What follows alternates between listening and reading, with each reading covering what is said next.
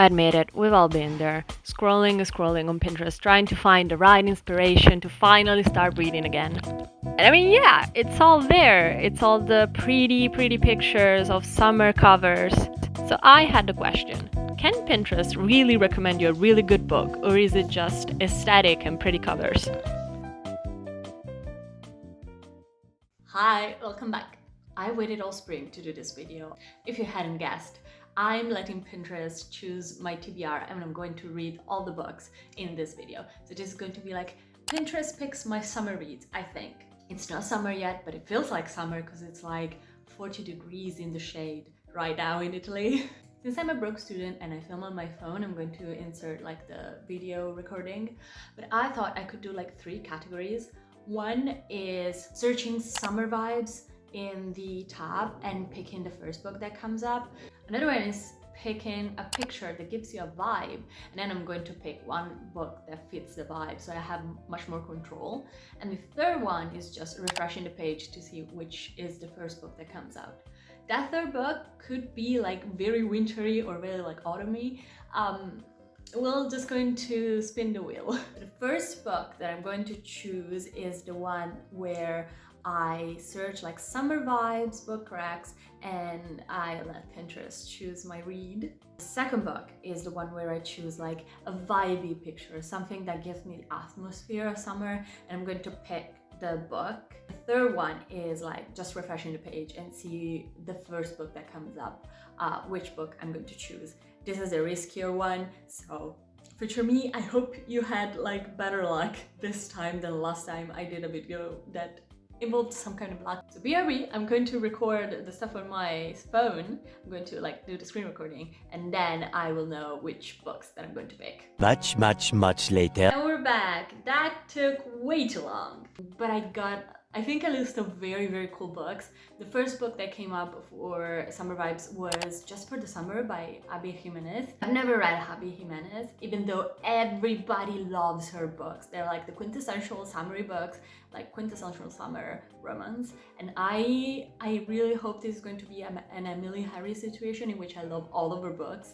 And then I got a very vibey picture with like flowers and stuff, and that reminded me of weddings.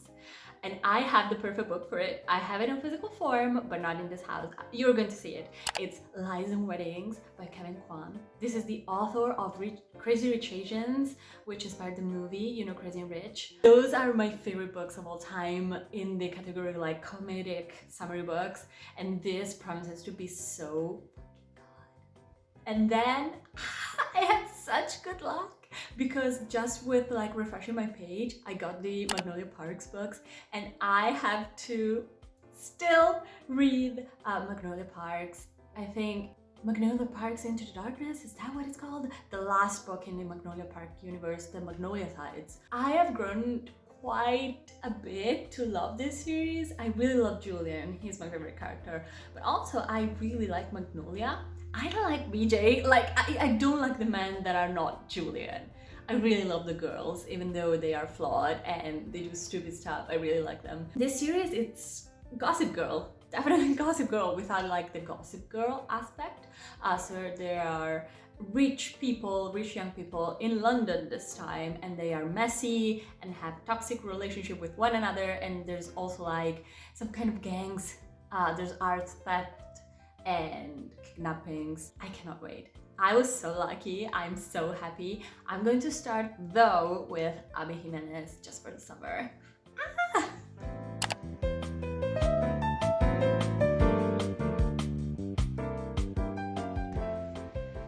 Hi, I'm starting the Abby Jimenez book just for the summer. And it starts with a Reddit post for the r/am I the asshole. Am I the asshole for naming my ugly dog after my ex-best friend? And I'm reading it just with my dog. I think this is like the perfect book start. So yeah, I'm also reading Rhythm of War with one of my friends, and the vibe is wildly different, but I'm going to start Just for the Summer. I feel like I'm going to love it. Honey, you've got a big storm coming. Listen, I'm on page 32. Okay, so I'm at the very beginning. Why are they already talking on the phone and flirting? Like, what is happening? I am on page 32. They met through the Reddit post and they like texted for a day and then they called each other. Like, is this what neurotypical people do? Am I just so neurodivergent that I would like never even begin to think of doing this? Still, I'll persevere. The writing style is not my style per se. It's really heavy on the dialogue and like not heavy on the prose, just like barely any prose between the dialogue tags, and I don't really like that, but you know, it's fun. The guy is funny, so I'll persevere. I don't know.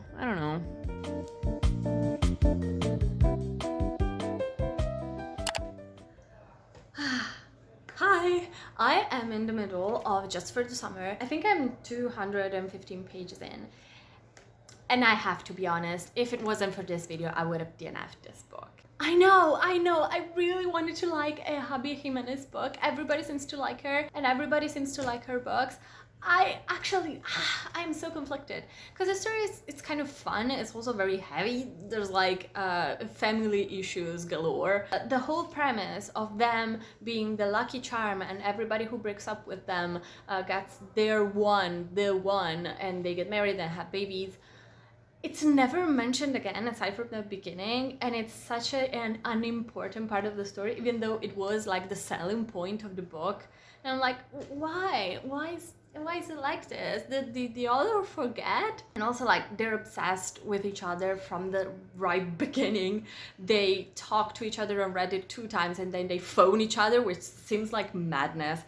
It seems like neurotypical madness, but we'll get on with it. I have phone anxiety, so maybe that's that. There's also like the fact that the writing is not good. I'm sorry, but it's all dialogue. And the prose, when it's there, is like noun, verb, noun, verb, noun, verb.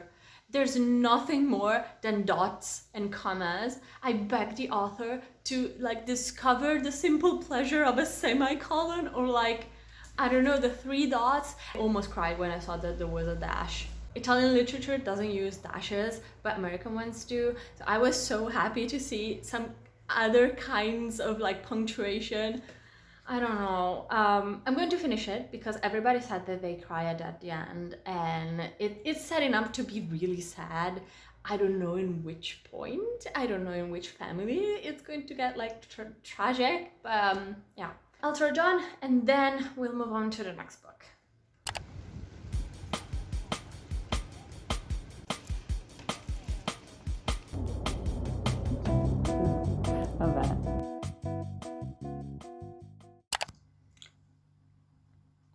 That's wonderful lighting. After days and days of rain, there's finally sun rays.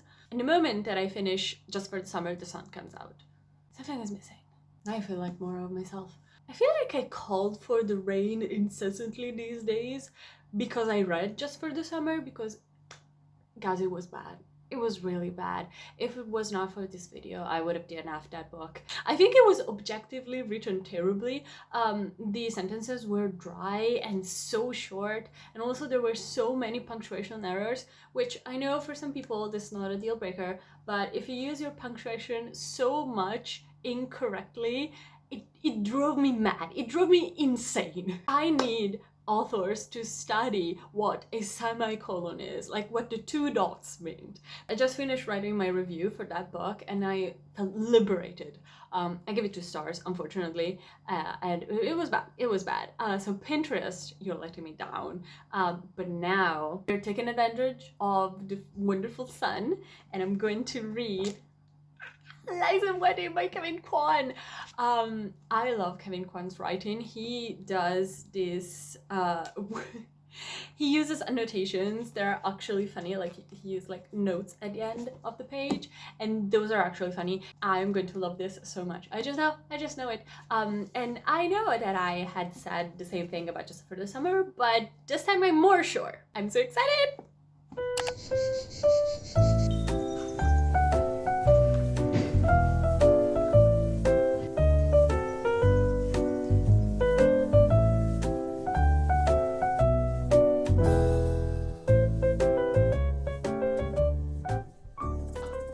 it's so hot outside, but I made a dent in Lies and Weddings. I'm on page 67.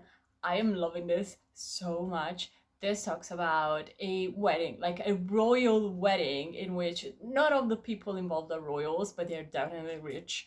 And there's a scheme in which some of the girls have to meet this guy Rufus, who is the most coveted bachelor, and you know, it's the lies part of the Lies and Weddings, and you are definitely rooting for Rufus and Eden. They have been neighbors all of their lives, and the Rufus families though doesn't see Eden as a possible bachelorette because she's not as rich as them. Kevin Kwan really knows how to write rich people from a very ironic point of view, so you get like all the extravagant stuff but also like heavy commentary on what they are doing. On the footnotes you get like him talking about as himself about these people as if they were real, and it's so funny. There's also like wedding invitations and like all the extra stuff. It's so fun.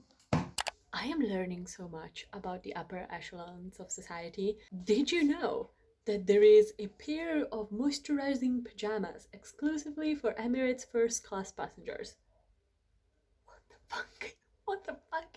Well, you know, that just goes to show Kevin Kwan really knows their stuff. Like, I am having such a good time, and the couple in this, I did not expect to be so invested in a couple in a Kevin Kwan book.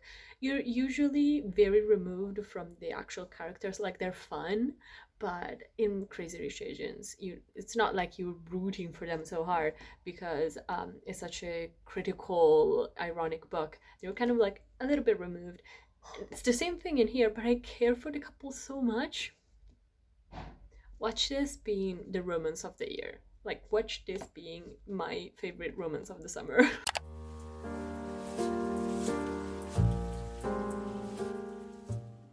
Okay, pardon the appearance and the pajama wearing, but I did do my nails. I did attempt to do like aura nails, like on this one. You cannot really see it. And this is why I love this author. I'm right in the middle. I'm on page 200 of Lies and Weddings. It's so good, so good. Sometimes the author inserts some notes to explain what he's talking about, like this is vintage Saint Laurent from this and this collection. And sometimes it just has fun. So there's a note in here that says, speaking of AI, this is how ChatGPT rewrote this line in the style of a certain author to make it funnier. And the original line was, Christian joined the latest funding round for my new pubic grooming AI startup. We've been best friends ever since. And how ChatGPT rewrote it was, you won't believe how Christian and I became BFFs. He invested in my startup, but not just any startup. Oh no, this one's a game changer. It's a pubic grooming AI, and let me tell you, it's got more blades than Gillette Fusion Pro Glide. With our cutting-edge technology, you'll never have to worry about nicking your nether regions again. Plus, we've got a new feature in development that will make your downstairs look like Michelangelo's David. I mean, who needs friends when you've got a startup that keeps you trimmed, primed, and ready for action? I love this book.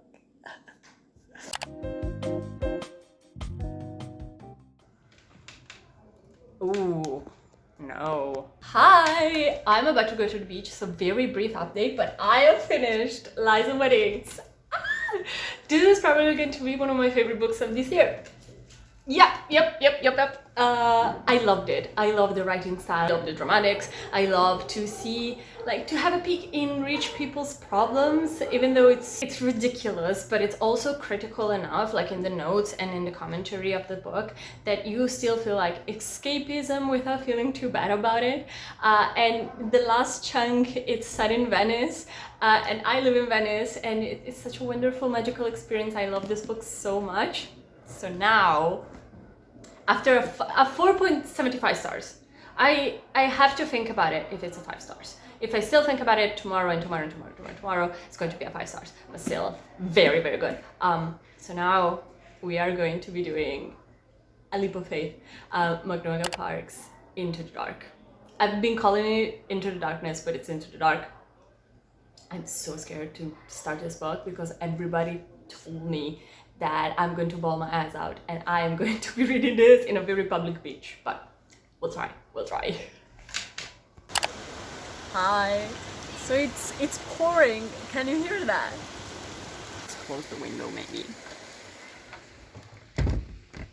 You could probably still hear that, but I do want to start today Magnolia Parks Into the Dark, but I want to watch either one of my videos reading the last books or some other like kind of reading vlog to like refresh my memory, because if you don't know the Magnolia Park universe, it's made of interconnected books. So you read firstly a book about Magnolia Parks, and then a book about Daisy Hates, and then another book about Magnolia Parks, and so on and so forth. So the last book that I've read, it's a Daisy Hates one, and I can't really remember how Magnolia Parks A Long Way Home ended.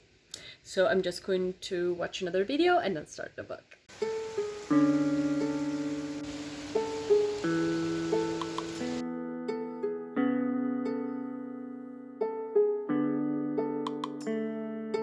Incurring any additional charges.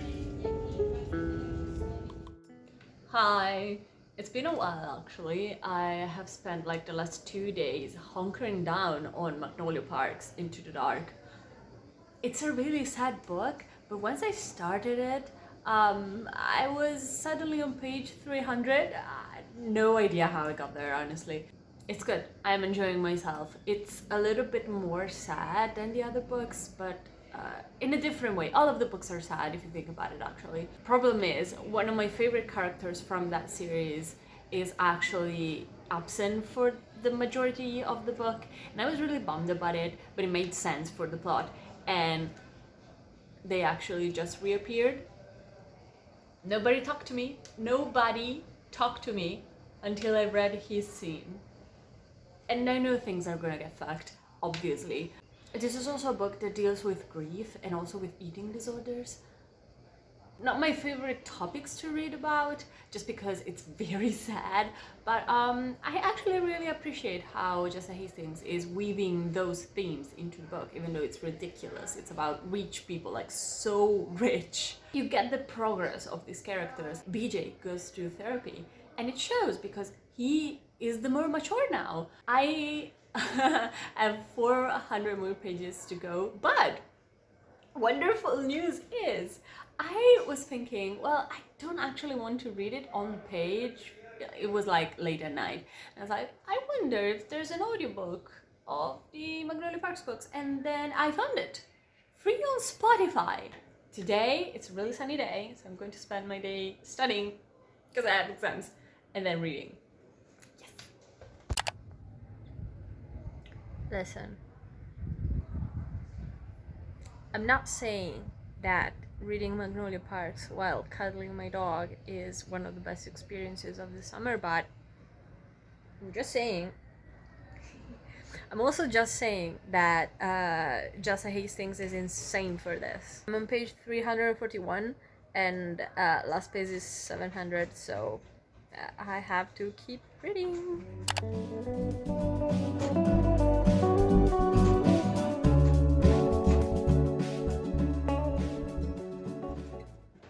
I'll admit it, I was touched. That was really good. I'll do a wrap up in a minute. I just need to fucking calm down. Hi! So, I finished Magnolia Parks Into the Dark, and you know what that means. It means the video is over. So, was Pinterest the best judge of characters when it came to books? Kind of. First book that I chose through Pinterest was Just for the Summer by Abby Jimenez. A total flop. A complete flop. Like, the writing was soulless, dry, punctuation was all wrong, and the story was all over the place. Tone shifts were so abrupt, not my kind of story at all. And I'm so sad because I really wanted another favorite author. But alas, what can I do? I gave the book, I think, 1.5 stars. Huzzah! I read Liza Weddings by Kevin Kwan. So good, so good. Ironic and comedic and hilarious and about rich people and like self-aware enough that it was really like escapism at its finest. I really, really liked it. I give it 4 stars. It's more of a 4.75, but I still think about this book a lot. So we'll see in a couple of days. If I still think about it, it's going to be a 5 stars. If not, then just like a very good book.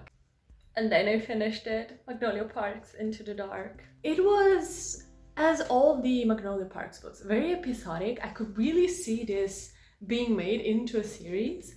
It's a very sad book. It deals with grief and eating disorders and just like the loss of your favorite person in the world. And I really liked it. I really liked the conclusion, even though there's so many things that are left unresolved for the Daisy Hayes book. And I'm like, being in Julian's head is going to be torture, but I loved it. I really liked it. I think this is my favorite out of all the series that I've read so far. I think I'm going to give it 4 stars. Not because there was anything wrong with this book, but just because there are some things that irked me, but just like, it's in the plot, it's in the characters, and this is a very character-driven book. And I think some of the episodical nature of the book took away from the fact that it's a book, you know, a story. And yeah, but I really liked it. Was Pinterest successful? Kind of is. 2 out of 3 was really, really good. Will I do it again? Possibly. It was very fun. If you like the video, please, you know, subscribe, like, comment, you know the YouTube stuff, and I'll see you next time with, I think, a wrap-up. It's finally summer, I am boiling. Goodbye! Mwah!